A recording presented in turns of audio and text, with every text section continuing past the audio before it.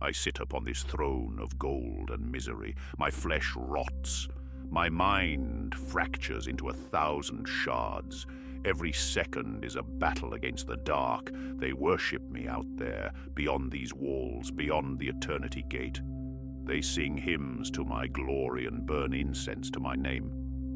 They call me God, Master, Father, if they only knew. Being a god is not about power. It is not about lightning and thunder. Being a god is about sacrifice, not the sacrifice of yourself. That is easy. Any soldier can die for a cause. No. The burden I bear is the sacrifice of others, to look into the eyes of those who love you, those who trust you implicitly, and to spend their lives like currency. I have done this 1 billion times. I have spent planets, I have spent legions, I have spent suns. But there is one name that haunts the silence of the throne room. One name that echoes in the dark corners of the Webway where my sight can no longer reach. Ra Endymion, the Tribune, the Custodian, the Shield. He was not a Primarch. He did not possess the volatile temper of Angron or the arrogance of Magnus. He was pure. The Primarchs were my generals. But the Custodes, the 10,000, they were my companions, my true creation, and Ra was the best of them. I want to tell you how I betrayed him. To understand Ra, you must understand the war, not the heresy, not the petty tantrum of Horus and his brothers. That was merely a civil war, a dispute over territory and pride. The real war, the only war that ever mattered, was in the Webway. I tried to free you. I tried to build a road among the stars, a path that would let humanity walk between worlds without touching the warp, without touching the realm of the Four. It was to be my gift to the species, the severance of the connection to chaos. But Magnus, my foolish son, he thought he knew better. He broke the wards. He smashed the delicate machinery of my great work with his clumsy sorcery. He did not mean to destroy us, but intent means nothing in the face of outcome. The Webway shattered. The walls between reality and the warp dissolved, and hell poured in. For 5 years I sat upon this throne. I held the door shut with my mind. If I had faltered for a single microsecond, terror would have been consumed. A new eye of terror would have opened right here, in the heart of the Sol system. While I held the door, my custodians fought on the other side. You cannot imagine the scale of it. The impossible city, Kalastar, geometries that defy the human eye, fog that screams, colors that burn the retina. The 10,000 went into that dark, day after day, year after year. They fought against an infinite tide, demons, traitors, nightmares given form. I felt every death. Every time a golden light was snuffed out, I felt a piece of my own soul die with it.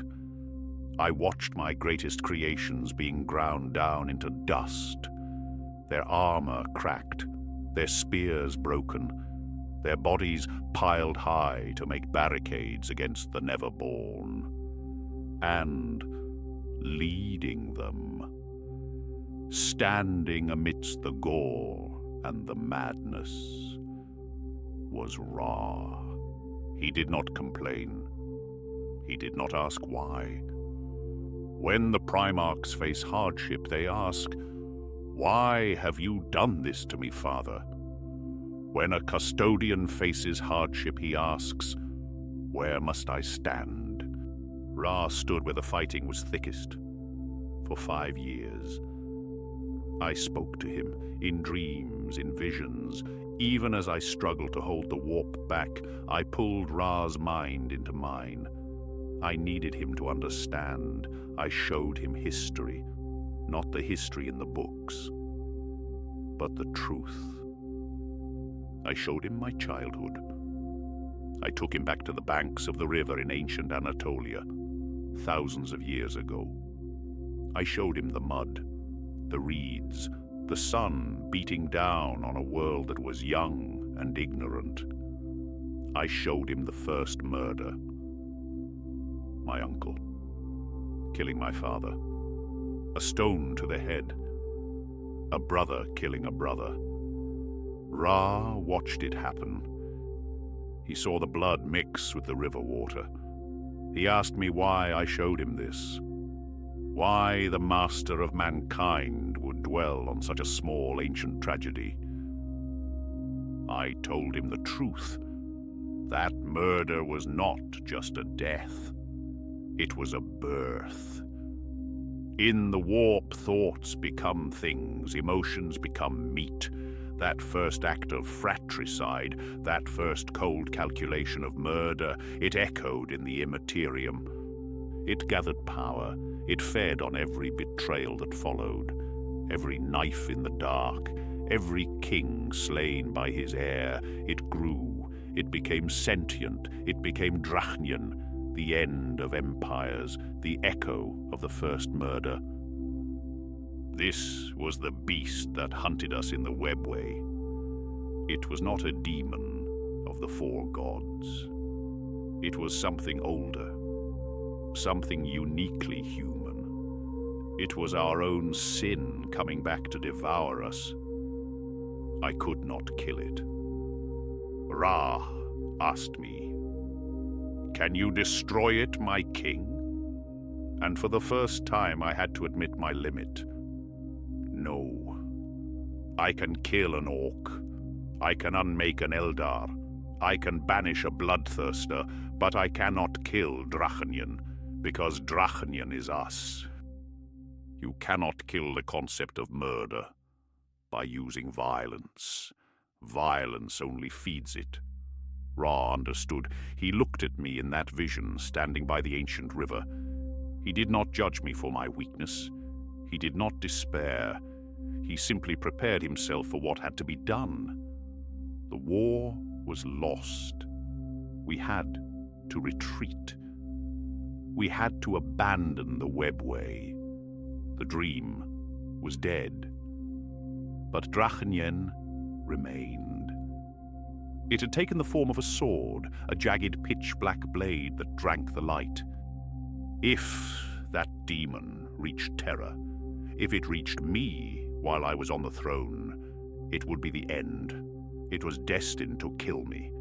That is its nature. It is the death of tyrants, and I am the greatest tyrant of them all. We were cornered, my remaining custodians, my sisters of silence, the Mechanicum forces. We were pulling back to the Eternity Gate. I rose from the throne for one final moment, a last burst of power to buy my retreating forces time. I confronted the demon. I caught the blade. I felt its malice.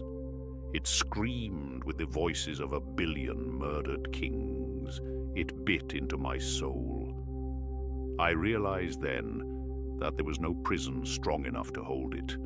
No vault on Mars, no stasis field, no psychic ward. It would break free. It would find me. Unless it was taken where it could never return. I looked at Ra, my tribune, my friend. He was bleeding. His armor was ruined. He had fought for 5 years without rest. He looked at me, and he knew. He saw the calculation in my eyes. He dropped his spear. He did not hesitate. He did not flinch. I took the demon, that screaming, writhing essence of pure murder, and I plunged it into him. I drove the blade into Ra's chest. I bound the demon to his flesh.